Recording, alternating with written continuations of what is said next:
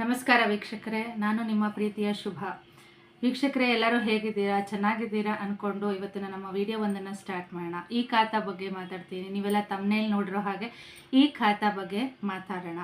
ಅದಕ್ಕೆ door to door step campaign ಮಾಡೋಣ ಅಂತ ಅಂದ್ಕೊಂಡಿದ್ದಾರೆ ಗೌರ್ಮೆಂಟ್ ಅಫಿಷಿಯಲ್ಸು. ಇದಕ್ಕೆ ಏನೇನು ಡಾಕ್ಯುಮೆಂಟ್ಸ್ ಬೇಕು, ಏನು ಮಾಡ್ತಾರೆ, ಯಾವ ಥರ ಕ್ಯಾಂಪೈನ್ ಯಾವಾಗ ಸ್ಟಾರ್ಟ್ ಆಗುತ್ತೆ ಅಂತ ಫುಲ್ ಮಾಹಿತಿ ಕೊಡ್ತೀನಿ. ಅದಕ್ಕೂ ಮುಂಚೆ ನೀವು ನನ್ನ ವಿಡಿಯೋನ ಫಸ್ಟ್ ಟೈಮ್ ನೋಡ್ತಾ ಇದ್ದಾರೆ, ಸೊ ಪ್ಲೀಸ್ ಸಬ್ಸ್ಕ್ರೈಬ್ ಮಾಡಿ, ಲೈಕ್ ಮಾಡಿ, ಶೇರ್ ಮಾಡಿ. Thank you. ಮತ್ತು ವೀಕ್ಷಕರೇ, ಇನ್ನೊಂದು ವಿಷಯ, ನೆನ್ನೆ ಹಾಕೊಂಡಿದ್ದ ಡ್ರೆಸ್ನೇ ಹಾಕೊಂಡು ಇವತ್ತು ವಿಡಿಯೋ ಮಾಡಿದ್ದೀನಿ ಅಂತ ಅಂದ್ಕೋಬೇಡಿ. ಯಾಕಂದರೆ ಇದನ್ನು ವಿಡಿಯೋ ಮಾಡಿದ್ದು ನೆನ್ನೆನೇ, ಬಟ್ ನನಗೆ ಅಪ್ಲೋಡ್ ಮಾಡೋಕ್ಕೆ ಟೈಮ್ ಆಗಲಿಲ್ಲ. ನೆನ್ನೆ ಸ್ವಲ್ಪ ಕೆಲಸ ಬಂದ್ಬಿಡ್ತು ಅಂತ ನಾನು ಆಚೆ ಹೋಗಿದ್ದೆ. ಸೊ ಹಾಗಾಗಿ ನಾನು ಇವತ್ತು ಅದೇ ವಿಡಿಯೋನ ಅಪ್ಲೋಡ್ ಮಾಡ್ತಾ ಇದ್ದೀನಿ. ಅದೇ ನೆನ್ನೆ ಮಾಡಿದ ವಿಡಿಯೋನೇ ಅಪ್ಲೋಡ್ ಮಾಡ್ತಾ ಇದ್ದೀನಿ. ಸೊ ಓಕೆ, ನೋಡೋಣ.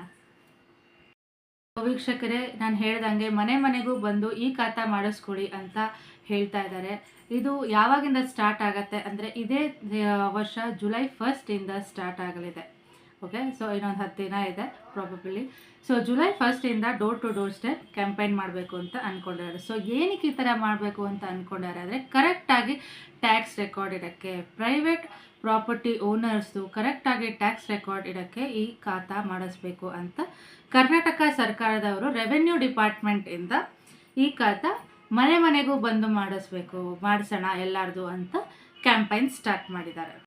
ಮನೆ ಮನೆಗೂ ಬಂದು ಈ ಥರ ಕ್ಯಾಂಪೈನ್ ಮಾಡ್ತಾರೆ ಅಂದರೆ ಈ ಖಾತಾ ರಿಜಿಸ್ಟ್ರೇಷನ್ನ ಬೇಗ ಎಲ್ಲರೂ ಮಾಡ್ಕೊಳ್ಳಿ ಅನ್ನೋ ಒಂದು ಹೆಲ್ಪ್ಗೋಸ್ಕರ ಈ ಥರ ಕ್ಯಾಂಪೈನ್ ಮಾಡ್ತಾರೆ. ಅವೇರ್ನೆಸ್ ತರಿಸೋಕ್ಕೆ. ಎಷ್ಟೊಂದು ಜನಕ್ಕೆ ಗೊತ್ತಾಗಿಲ್ಲ, ವಿಷಯಗಳೇ ಗೊತ್ತಾಗಿಲ್ಲ. ಯಾಕಂದರೆ ಇದಿನ್ನು ಮುಂದೆ ಹೇಳ್ತೀನಿ ನೋಡಿ ಯಾಕೆ ಏನಾಗಿದೆ ಅಂತಂದರೆ, ತುಂಬ ಜನಕ್ಕೆ ಈ ವಿಷಯ ಗೊತ್ತಿಲ್ಲ, ಇಲ್ಲ ನೆಗ್ಲೆಕ್ಟ್ ಮಾಡ್ತಾರೋ ಗೊತ್ತಿಲ್ಲ, ಇಲ್ಲ ಯಾಕೆ ಮಾಡಿಸ್ಬೇಕು ಅಂತ ಹೇಳಿದಿರೋ, ಇಲ್ಲ ಟೈಮ್ ವೇಸ್ಟ್ ಆಗ್ತಾಯಿದೆ, ದುಡ್ಡಿಲ್ಲ, ಏನಿದೆ ಅಂತ ಗೊತ್ತಿಲ್ಲ. ತುಂಬ ಜನ ಈ ಖಾತಾನ ಮಾಡಿಸಿಲ್ಲ. ಸೊ ಯಾಕೆ ಮಾಡಿಸಿಲ್ಲ, ಏನಕ್ಕೆ ಮಾಡಿಸ್ತಿಲ್ಲ, ಏನಾಗಿದೆ ಅಂತ ಪೂರ್ತಿ ವಿಡಿಯೋನ ನಾನು ಮುಂದೆ ಹೇಳ್ತೀನಿ, ಕೇಳಿಸ್ಕೊಳ್ಳಿ. ಏನು ಮಾಡಬೇಕಪ್ಪ ಇವಾಗ? ಮನೆ ಮುಂದೆ ಒಂದು ಗೌರ್ಮೆಂಟ್ ಅಫಿಷಿಯಲ್ ಬಂದರೆ ಈ ಖಾತಾ ಮಾಡಿಸಿ ಅಂತ ಏನು ಮಾಡಬೇಕಪ್ಪ ಅಂದರೆ ಏನೂ ಇಲ್ಲ, ಸಿಂಪಲ್ಲು. ನಿಮ್ಮ ಹತ್ರ ಯಾವ್ಯಾವ ಪ್ರಾಪರ್ಟಿಗಳಿದೆ ಆ ಪ್ರಾಪರ್ಟಿ ಪೇಪರ್ಸ್ಗಳನ್ನೆಲ್ಲ ನೀವು ಅವ್ರಿಗೆ ಒಂದು ಸ್ವಲ್ಪ ತೋರಿಸ್ಬೇಕು. ಏನೇನು ಯಾವ್ಯಾವ ಥರ ಡಾಕ್ಯುಮೆಂಟ್ಸ್ ಇಟ್ಕೊಂಡಿರ್ತೀರಲ್ಲ, ಪ್ರಾಪರ್ಟಿ ಡೀಟೇಲ್ಸು, ಸೊ ಅದನ್ನು ಅವ್ರಿಗೆ ತೋರಿಸಿದ್ರೆ, ಆ ಡಾಕ್ಯುಮೆಂಟ್ಸ್ ಕೊಟ್ಟರೆ ಅವರು ಈ ಖಾತಾ ಮಾಡೋದಕ್ಕೆ ಸ್ಟಾರ್ಟ್ ಮಾಡ್ತಾರೆ. ಓಕೆ, ಯಾವ ಥರ ಮಾಡಬೇಕು ಅಂತಲೂ ಹೆಲ್ಪ್ ಮಾಡ್ತಾರೆ, ಗೈಡ್ ಮಾಡ್ತಾರೆ. ಟೋಟಲ್ ಆಗಿ ಬೆಂಗಳೂರಲ್ಲಿ 25 ಲಕ್ಷ ಪ್ರಾಪರ್ಟಿಗಳಿದೆ. ಆದರೆ 5 ಲಕ್ಷ ಪ್ರಾಪರ್ಟಿ ಅವ್ರು ಮಾತ್ರ ಅಷ್ಟೇ ಈ ಖಾತಾ ಮಾಡಿಸ್ಕೊಂಡಿದ್ದಾರೆ.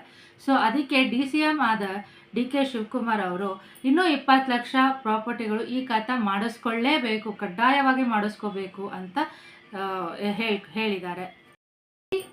ಕ್ಯಾಂಪೈನ್ ಬಂದು 1 ತಿಂಗಳು ಎಲ್ಲ ಮನೆಗೂ ಸುತ್ತ ಸರೌಂಡಿಂಗ್ಸ್ ಎಲ್ಲ ಕಡೆಗೂ ಇದು ಒಂದು ಅವೇರ್ನೆಸ್ನ ತಂದುಕೊಡುತ್ತೆ. ಎಲ್ಲ ಗೌರ್ಮೆಂಟ್ ಅಫಿಷಿಯಲ್ ಅವರು ಬಂದು ಸ್ವಲ್ಪ ಇದು ಮಾಹಿತಿ ಬಗ್ಗೆ ಎಲ್ಲ ಹೇಳ್ತಾರೆ, ಈ ಖಾತಾ ಮಾಡಿಸ್ಕೊಳ್ಳಿ, ಈ ಖಾತಾ ಮಾಡಿಸ್ಕೊಳ್ಳಿ ಅಂತ. ಯಾಕಂದರೆ ಹೊಸ ರೂಲ್ಸು ತುಂಬ ಜನಕ್ಕೆ ಗೊತ್ತಿರಲ್ಲ.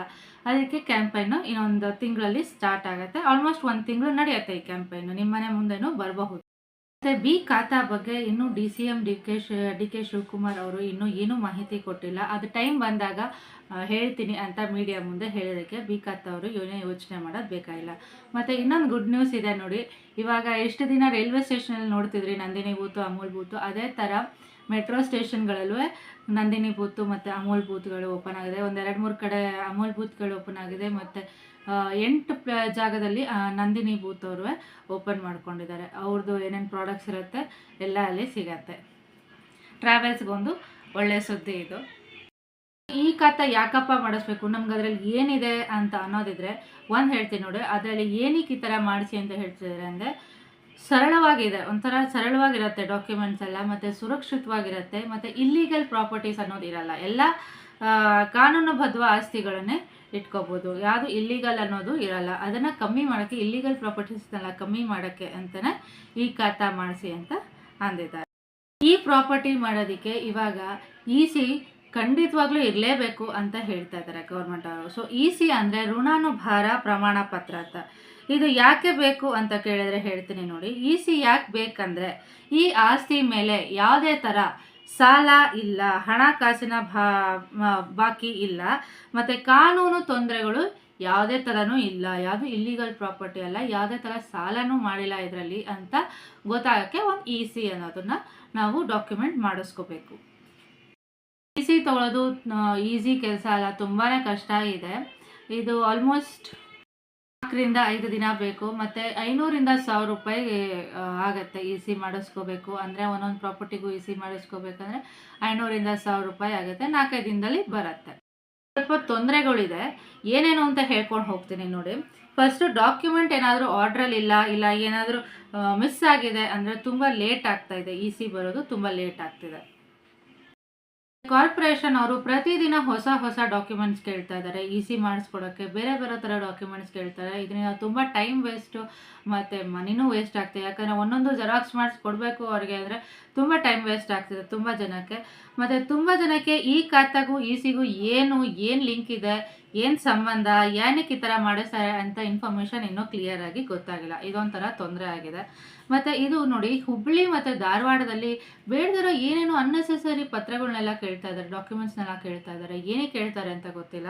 ಸೊ ಅದಕ್ಕೆ ಫಾರ್ಮರ್ ಪ್ರೆಸಿಡೆಂಟ್ ಆದ association civil engineer farmer president ಆದ ಸುರೇಶ್ ಎಂ ಅವರು ಸ್ಟಾಪ್ ಮಾಡಿ, ಇಲ್ಲಿಗೆ ಸ್ವಲ್ಪ ಏನು ಕ್ಲಾರಿಟಿ ಇಲ್ಲ, ಸ್ಟಾಪ್ ಮಾಡಿ ಅಂತ ಹೇಳಿದ್ದಾರೆ. ಅದಕ್ಕೆ ಇವಾಗ ಒಂದು ಕ್ಲಿಯರ್ ಡ್ರಾಫ್ಟ್ನ ಮಾಡ್ತಾ ಇದ್ದಾರೆ. ಏನೇನು ಡಾಕ್ಯುಮೆಂಟ್ಸ್ ಬೇಕು, ಯಾವುದಕ್ಕೆ ಏನೇನು ಡಾಕ್ಯುಮೆಂಟ್ಸ್ ಬೇಕು ಅಂತ ಒಂದು ಕ್ಲಿಯರ್ ಡ್ರಾಫ್ಟ್ ಮಾಡಬೇಕು ಅಂತ ಅಂದ್ಕೊಂಡು ಡ್ರಾಫ್ಟ್ ಮಾಡ್ತಾ ಇದ್ದಾರೆ. ಹಾಗಾಗಿ ಸ್ವತಃ ಪ್ರಿಯಾಂಕಾ ಖರ್ಗೆ ಅವರು ಏನಂದರೆ ಚೆಕ್ ಮಾಡಿ ಫೈನಲೈಸ್ ಮಾಡಿ ಡ್ರಾಫ್ಟ್ ಎಲ್ಲ ಯಾವ ಸಿ ಅವ್ರಿಗೆ ಏನು ಬೇಕು, ಸಿ ಮಾಡ್ಸೋಕ್ಕೆ ಏನು ಬೇಕು ಅಂತ ಒಂದು ಫೈನಲ್ ಡ್ರಾಫ್ಟನ್ನ ನೋಡಿ ಕನ್ಕ್ಲೂಡ್ ಮಾಡಿ ಜುಲೈ 2nd ವೀಕಲ್ಲಿ ಅದನ್ನು ಅಪ್ರೂವ್ ಮಾಡ್ತಾ ಇದ್ದಾರೆ. ಸೊ ನೋಡೋಣ ಸಿ ಹೇಗೆ ಮಾಡಿಸೋದು ಅಂತ ನಾನು ನೆಕ್ಸ್ಟ್ ವಿಡಿಯೋಲಿ ಹೇಳ್ತೀನಿ. ಯಾಕಂದರೆ ಇನ್ನೂ ಕ್ಲಿಯರಾಗಿ ಏನೋ ಇನ್ಫಾರ್ಮೇಷನ್ ಗೊತ್ತಾಗಿಲ್ಲ, ಏನು ಡಾಕ್ಯುಮೆಂಟ್ಸ್ ಕೊಡಬೇಕು ಅಂತ ಗೊತ್ತಾಗಿಲ್ಲ. ಸೊ ಇದು ನೆಕ್ಸ್ಟ್ ಅಪ್ಡೇಟ್ ನೆಕ್ಸ್ಟ್ ವಿಡಿಯೋಗಳಲ್ಲಿ ಬರುತ್ತೆ. ಇಷ್ಟೇ ನೋಡಿ ಇವತ್ತಿನ ಇನ್ಫಾರ್ಮೇಷನ್ನು. ನಿಮಗೆ ಈ ಖಾತಾ ಬಗ್ಗೆ ಮತ್ತು ಸಿ ಬಗ್ಗೆ ಒಂದು ಸ್ವಲ್ಪ ವಿಷಯ ಗೊತ್ತಾಗಿದೆ ಅಂತ ಅನ್ಕೋತೀನಿ. ನಿಮಗೆ ಈ ವಿಡಿಯೋ ಇಷ್ಟವಾದಲ್ಲಿ ಲೈಕ್, ಶೇರ್ ಆ್ಯಂಡ್ ಸಬ್ಸ್ಕ್ರೈಬ್ ಮಾಡಿ. Thank you. ಸಿಗೋಣ ಮುಂದಿನ ವಿಡಿಯೋಲಿ.